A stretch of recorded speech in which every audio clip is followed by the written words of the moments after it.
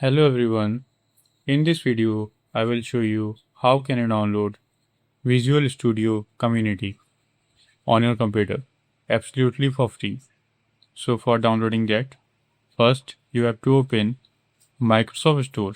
So let me open here Microsoft Store. So now here inside the Microsoft Store on the search bar, search here for Visual Studio Community or VS Community. So here you can see I have searched for VS Community.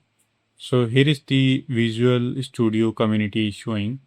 So now click on it. So here is an option install. So by clicking on install, you can download Visual Studio Community on your computer absolutely for free. So I hope this video is helpful for you. If you found this video helpful, please do like, share and subscribe. And thanks for watching.